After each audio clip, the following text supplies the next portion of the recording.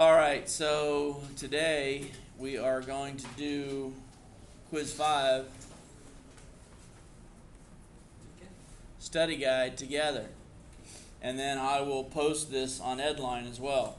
So, problem number 1, you're referring to that picture right there. And problems number 1 and 2, you're referring to that picture. And it's kind of a box. You've already got it on your paper, so you don't have to draw it. Maybe go ahead and try to answer the question right now while I get this drawn up here. And then you can check your answers against what goes up here on the wall and see if maybe you need a little more practice on these definitions, or if you just go ahead and you do understand the definitions. JKLM.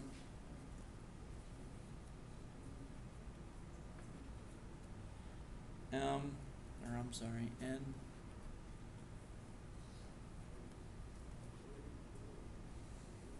All right, number 1 asks for 4 segments that are parallel to the plane PNRQ. If you identify PNRQ, y'all see it? PNRQ is the bottom of that box, isn't it? They want 4 segments that are parallel to the bottom of the box. All right, so is JK parallel to the bottom? Yeah. Yes. It is. JK is parallel to the bottom. How about ML? Yeah. That's parallel to the bottom. Now, the other 2, M to J, or JM. And then this one across the back is parallel to the bottom, and that's KL. All right, so those are the 4 segments that are parallel to the bottom. And problem number 2. Okay, what 4 segments are perpendicular to MRQL? Where's MRQL? Okay, so that's the right side of the box, isn't it? So you need 4 segments that intersect with that box at 90 degrees, or intersect with that side at 90 degrees. So yeah, it's probably this, right? This, these 4 right here. They all intersect with the right side at 90 degrees. So KL, JM again,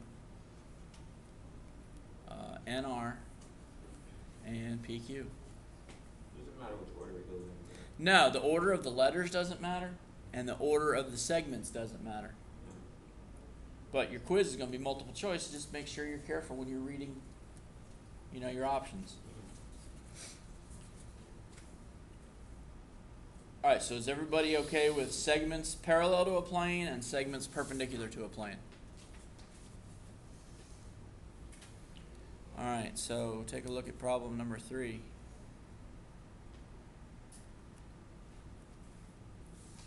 You've got 2 lines and a transversal. And if you want to try to answer those while I'm putting the diagram on the wall, I think that would be a great idea.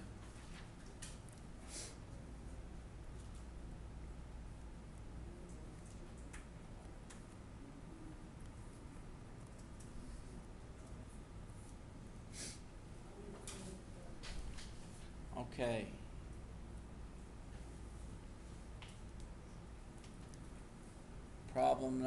Question number 3. They are asking for a pair of alternate interior angles. That's number 3. Alternate interior angles. That means, yeah. 8 and 4, good. So 8 and 4 is one pair. Let's do one more pair. 3 and 7, good. They're on the interior of the 2 lines and alternating sides of the transversal. And then they ask problem number 4, question number 4, they ask for 3 pairs of corresponding angles. All right, so who could tell me what corresponds to angle number 1? Angle 1 and 7 are corresponding. What corresponds to angle 2? 2 and 4 are corresponding. And what corresponds to angle 3? 3 and 5 are corresponding. And then, let's see, 6 and 8 are corresponding. Does everybody understand why? All right, 8 and 6, they hold the same position in their respective group of angles. You've got two groups of angles here. 8 is in the bottom left, and 6 is in the bottom left. So they're called corresponding. They correspond to each other. 1 is in the top left, and 7 is in the top left. So those two correspond to each other. That's what corresponding angles means. All right? Up there on number 5. Again, 2 more lines. A transversal. And 8 angles. 1, 2, 3, 4. 5, 6, 7, 8.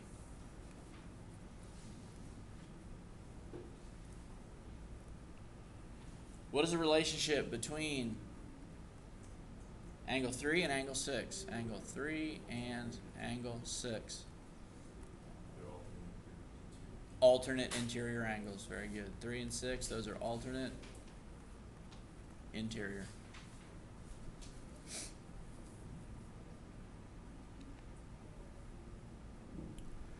What's the relationship between 1 and 8? Good. Alternate exterior. And between 2 and 7? Alternate exterior as well. And then the only one we haven't talked about yet is like 4 and 6. Same side, and they're on the interior, right? And 3 and 5 are same side interior. So those same side interior. All right, that's the name of those two angles.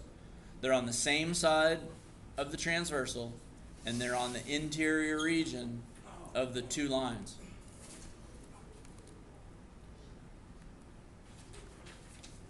Problem number 6. Now this is where you're going to have to think and read a little bit. We got A, B, C, H.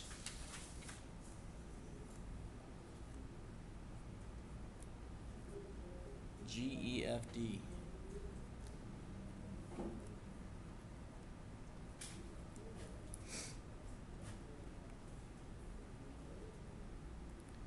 This type of problem can be either real easy or real hard.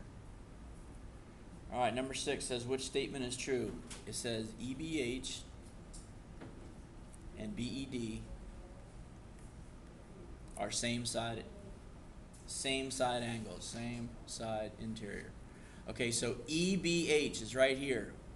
E to B to H. It's this angle right here. BED, B to E to D, is right here. Are those two angles on the same side of the transversal? No. So that's not true, is it? So you take it and you scratch it out. You take that option, option A, and you scratch it out. It's not true. Then EBH, BED, alternate interior. All right, it's the same two angles, isn't it? These two angles. Are they alternate interior angles? Yes, they are. So that one's true. So there, you're done. The answer would be B. Which statement is true?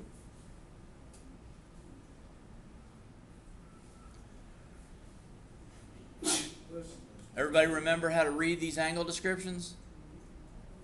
If you're talking about angle EBH, you start at E. You go down to B. And then you go to H. So E, B, H is this angle right here. Okay? Angle BED. E is the vertex of that angle. So B, you start at B. And you go to E and then up to D. That's this angle right here. All right? Remember that the middle letter in these descriptions is the vertex of the angle.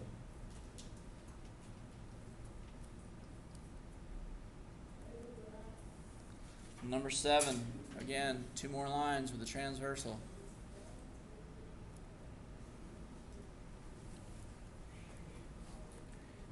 What did I do? You're told that R is parallel to T. So these 2 lines are parallel to each other. That's R and that's T.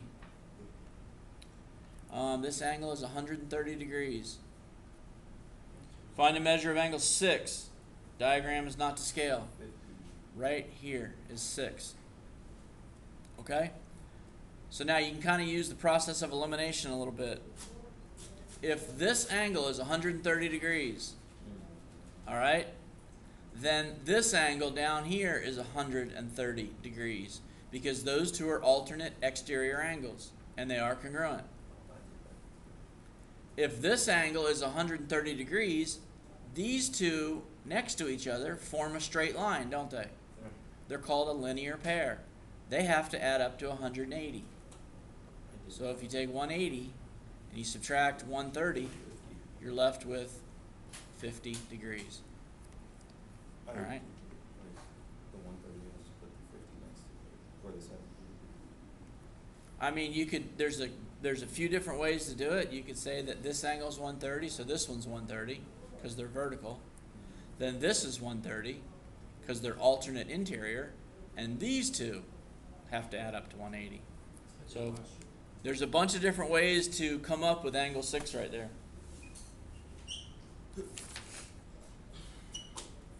All right, number 8 on the back. Turn it over. This problem messes with people's eyes every year. Yeah, that's the best technique. Is this extra line that they put in here is the one that usually messes up your eyes. Here's a 65. This is QR, and this is 41.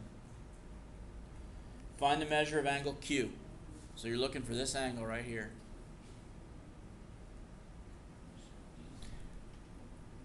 Do you see these 3? You see these 3 angles? What do they have to add up to? They form a line, so they got to add up to 180. And then you got to look at the picture and say, why in the heck did they give me this? Why did they put that 41 there? Well, they put that 41 there because this and this angle are alternate exterior angles. All right, if you just had this picture here, here, and this, and that was 41, well, this would be 41, wouldn't it? Yeah. Alternate exteriors. So that's why they put it there. So this one's 41. So if you take 180 and you subtract 41, and then you subtract 65, whatever's left is angle Q. So take 180 minus 41 minus 65.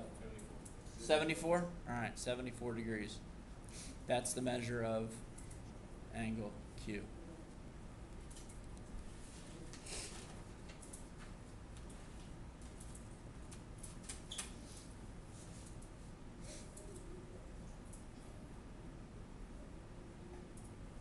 And what was that, number 8?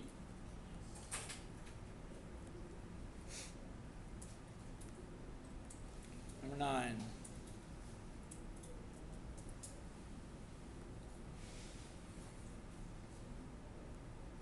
In number 9, I believe both pairs of lines are parallel to each other. Yes, they are.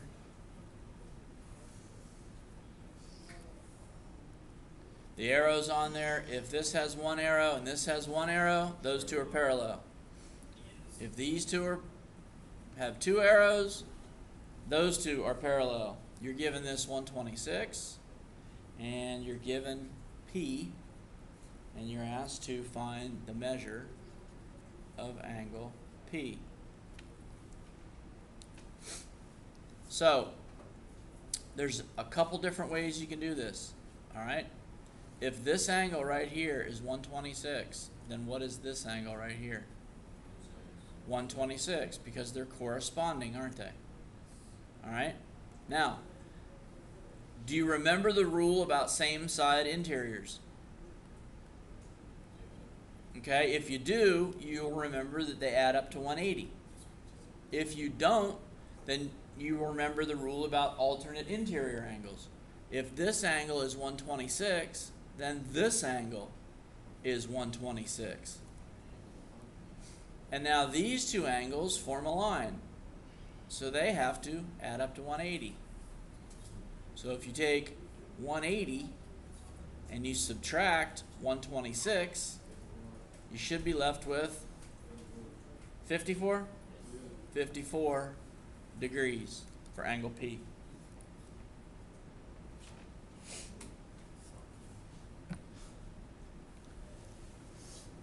And that's going to lead right into number 10.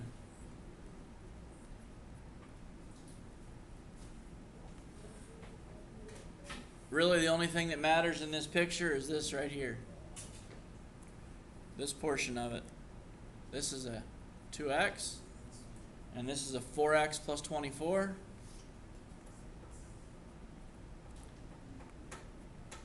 F and G, and you're told that F is parallel to G. What kind of angles are those two angles? Okay, what's the rule about same side interior? They sum 180. So write an equation that sums 180. Very good. 2x plus 4x plus 24 equals 180. That means that 6x plus 24 equals 180. You can subtract 24.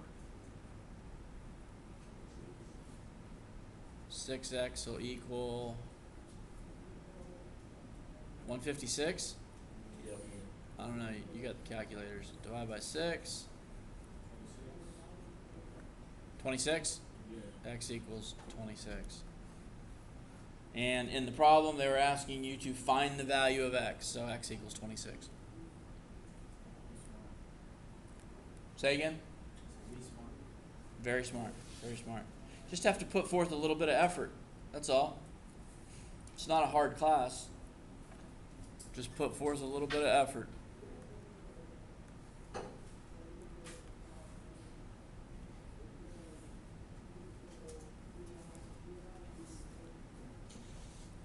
All right, this is number 11. We're almost done. 5x. 55. All right, and L is parallel to M. These two are parallel to each other. Find the value of x. This is a tough one. Okay, 5x equals 55 because they are both corresponding angles, and corresponding angles are congruent if these two lines are parallel. So if you divide by 5, x equals 11.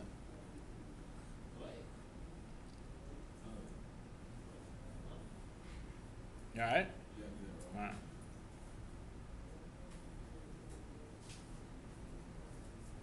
Two left. One of them's pretty difficult. One of them's difficult. The other one's, you should not have a hard time with it at all. So number 12, here's your picture.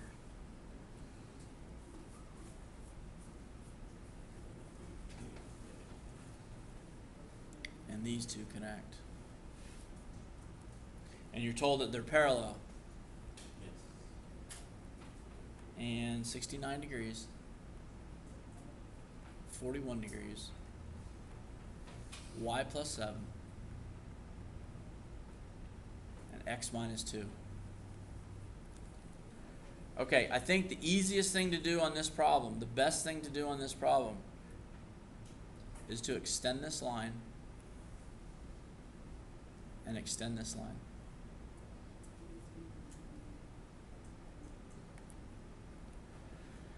And when you do that, do you see this angle right here and this angle right here?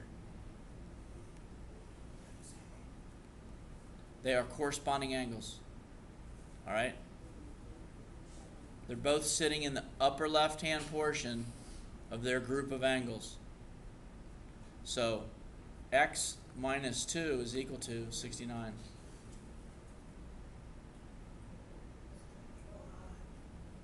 If you add 2 to each side, then x is equal to 71. Now, here's where people make the mistake every year on this problem. Do you see this angle measure right here? Yep. This x minus 2. Now that you know x equals 71, just get rid of this. What's the measure of this angle? This angle right here. It's 69 degrees, isn't it? Wait, What do these 3 angles have to add up to? 180. Why are you whispering? Okay. 180. 180, good. So, y plus 7, y plus 7 plus 41 plus 69 has to equal 180. So in your calculator, 7 plus 41 plus 69. What do you get? So y plus 117 equals 180. And if you subtract 117 from each side, then y equals 63. Yep. All right. So there's your value of y. There's your value of x, so that that line is parallel to that line.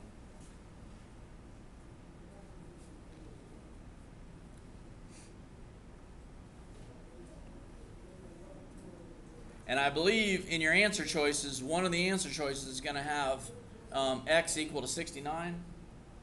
So be careful. All right, be careful there. And number 13, last question.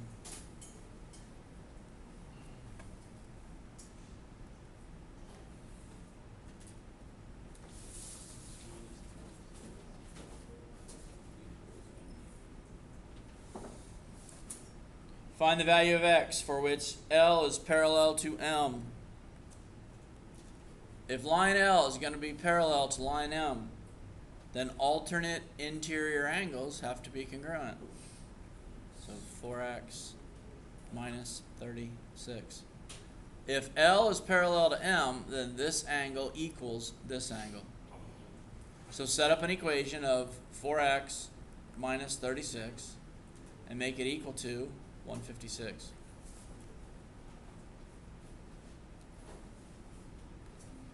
What would you do next? Say that again? Subtract. If it's the same. I was saying if it's the same angle, and then if you see that like lines are linear, if it adds up to 180, whether you just subtract 156 from 180, which is get the answer real quick. To find this angle? Would it give you the answer quicker? I don't think so, because this angle right here is going to be what? 24? Yeah. All right. Then 4x minus 36 plus 24 has to equal 180. All right, these are alternate interior angles. So they're equal to each other. And I think that's your shortest path to solving for x. So if you add 36 to each side, then 4x is going to equal 192. And if you divide by 4, then x equals 48. Say that again? Alright, got it. No, that's just a question I had on my.